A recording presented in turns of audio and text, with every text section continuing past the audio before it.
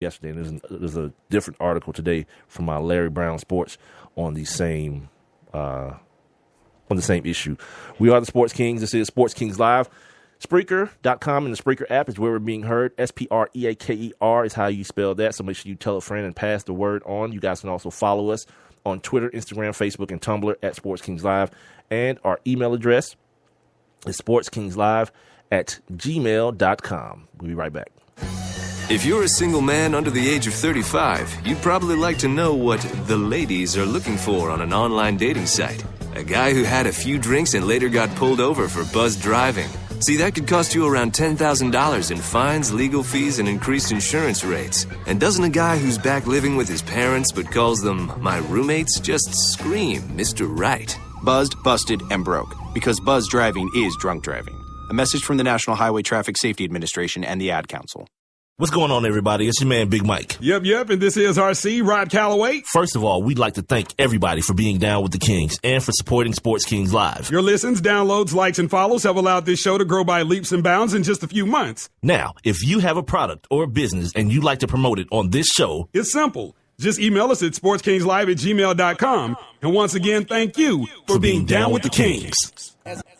I do so well. Hey, Rob. Wasn't nothing like that. First time. Wasn't nothing like that first time. Hey. Let's go! Yeah! Turn up! Hey! This is my record, boy. I hear kids saying that when that record come out. Young man, do you know what a record is? Yeah, I know what it is. It's like one of those big old black CDs from back in the day. Big black CD, yeah. Oh, or like they call everything a mixtape. No, what you're listening to, sir, is a mix CD. I can assure you've never seen a cassette tape. Right, or an 8-track, let alone 8. Sports Kings Live. This is Big Mike, Rob Calloway.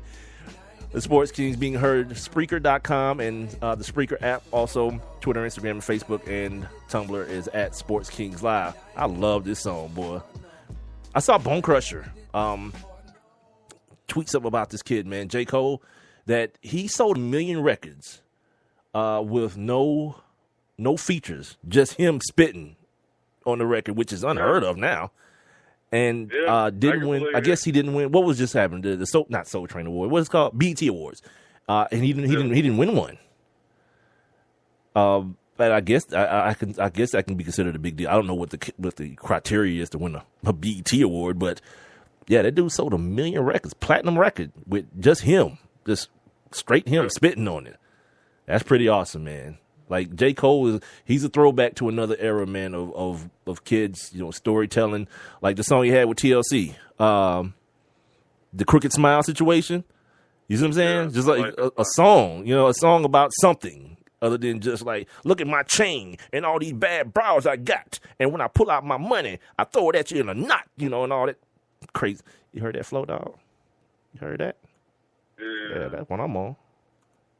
Cutting me a record. Anyway. Yeah. But I ain't gonna lie, boy. Like, because I never really talk about the ratchet music that I like, because I try not to like ratchet music. You can't. You can't resist the ratchetness, dude. It's a power beyond us. Lie, man. The two songs that that I have in my my iTunes or my Spotify, when I'm renting, that always get me going. That Future, F Up Some Karma. Like, hey, boy, I love that song. Oh, I love that song. And then the Migos, Fight Night. Like, every time I hear that song, I don't care where I am. Like, I'll be ready to knock an MFer out, boy. Every time I hear that song, I ain't gonna lie. Hey, every time I hear it, I'll be like, oh, yeah, boy, this is my hits right here.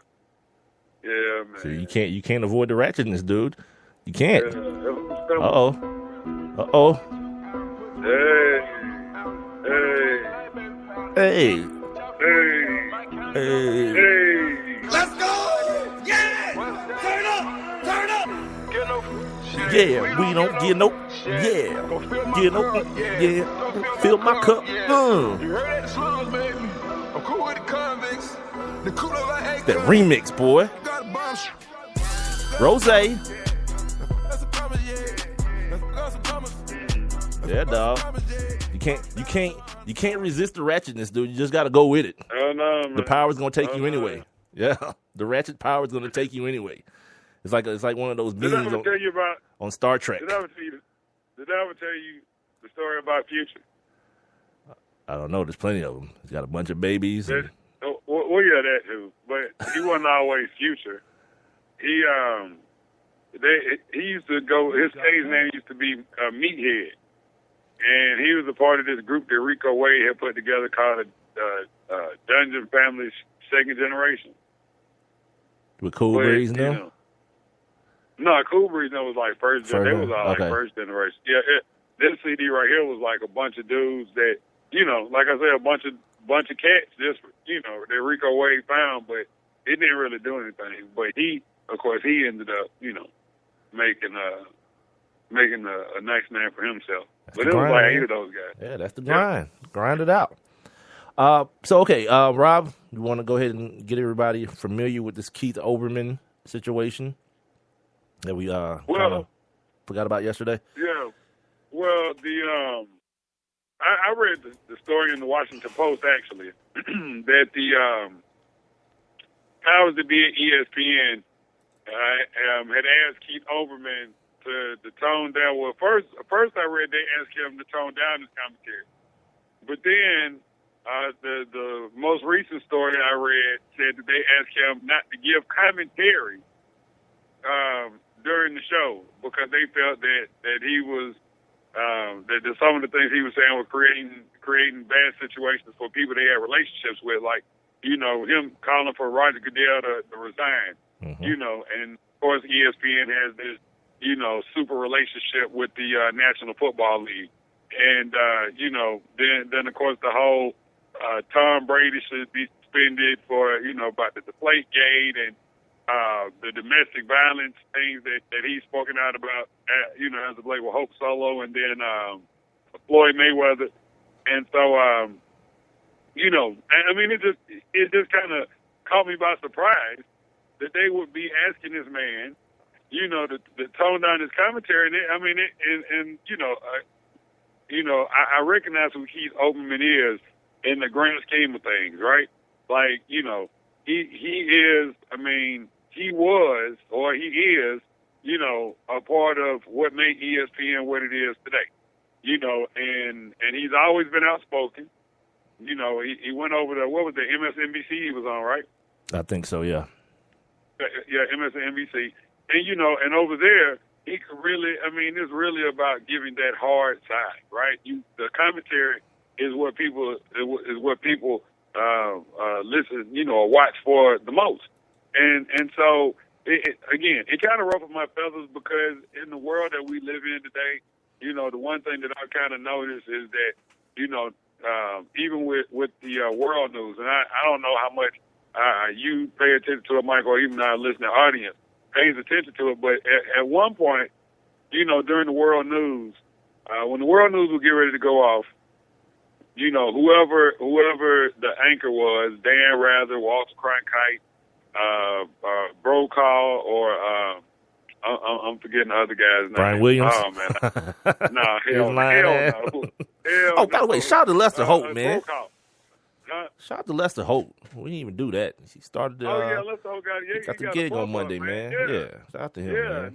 now he's off the ID channel. Big shouts out to him. He's stupid. They had that dude buried over there on the ID channel. But these guys they used to give commentary. You know what I'm saying? They would give their thoughts on whatever the big story was or whatever they felt like was a big issue. They give their own little commentary toward the end of the show, or toward the end of the news broadcast. And again, people look for that, and in the world that we live in today, it's just like nobody wants you to say anything that might ruffle somebody's feathers. But if it's true, it's true. Well, you know why that changed, don't you? You know why that changed? Why like news anchors stopped being able to have thoughts? You know why it changed? Why? Because at the time you're talking about, the news department of media companies weren't moneymakers. They were expected to lose money because of that fact, because you just wanted the news. You wanted your news people to give the news. Once advertising dollars started becoming an issue, and the companies, the ABCs and the NBCs and the CBSs of the world start saying, wait a minute, we have this area within our organization that can make money. Well, we need to start making money. So once one company did it, the other company started doing it, and that's why you start getting this watered down version of what once was, because there's advertising dollars at play. You know, so it's like, you know, when you see, you know, and like I said, I think Keith Olbermann, I think he does a really good job, right? I always thought he's done a great job. But this, what he does now is, is more him, and I can really appreciate it a whole lot more because it's not that fluff that we have come to know from ESPN every single show from the time we wake up almost until we get ready to go to bed, right? It's not that fluff, right? It's kind of, you know, a tough pill for some people to have to swallow some of the way that he says some of the things on his show. But I respect it, you know. But on the flip side, I'm like, you know, this is why a guy like Dan Patrick has been able to thrive on his own, you know, or dealing with this whole NBC thing that respects who he is. And again, NBC, you know, because that's what Keith Olbermann left to go back to ESPN. So I think that, you know, a network like NBC, I think they, you know, and I don't know the inner workings of NBC, but I just think that they, you know, that from that standpoint, they respect those type brands like the Dan Patrick. You know, to still get the same. Dan Patrick's not a hard hitting. You know, he he's doesn't not, give but hard hitting commentary not, on anything.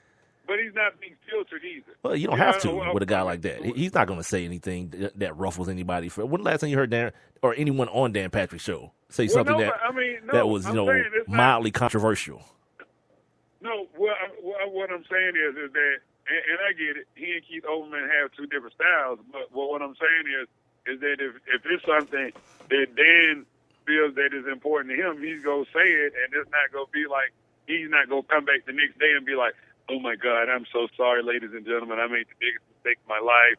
Well, you know, this was, you know. That's what I'm saying. Those things don't come out of his mouth. And I don't know if it's because he doesn't feel that strongly about anything.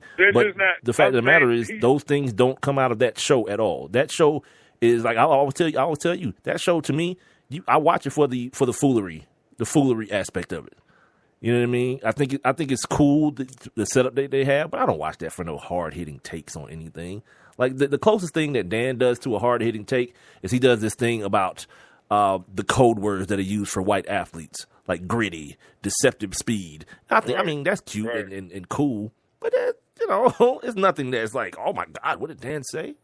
And I'm not saying it's bad, by the way. I'm not saying it's bad, but what I'm saying is, he is a guy who's been in the business long enough to understand where his bread is buttered. And he has one thing that he does. Like Keith Olbermann, this article here from that came out today that says that actually ESPN denies that they tried to censor Keith Olbermann. The PR people say Olbermann has never been told any topic is off limits, or that he has to dial down his commentary in order to be re-signed to the network. There's kind of a rumor within this that's saying that some of his people may have leaked this information or started this rumor in order to give him some sort of bargaining or make him feel like to turn him into more of a sympathetic figure publicly. So when he does sit down at the table, because apparently his deal will be up in October, and he's telling them that he's considering making the track back to political commentary and back away from sports, like you just mentioned earlier. So this whole thing about, and I think sometimes Keith Olbermann is very douchey. Like some of the things he says is grandstandy. Like I talked about it a couple weeks ago. It's May actually, the Floyd Mayweather thing. I think that was so grandstandy. You know, I don't care if they come to my house and they hook up the cable for free. I will not in any way support Floyd Mayweather. All right, whatever, dude. You know what I mean? Like, all right, just say you ain't gonna watch the fight. It's gonna still happen. those dollar figures are still coming in. For the fight of the century, those dollar figures are still not been. Well, I say 220 finalized yet. yesterday. Was it up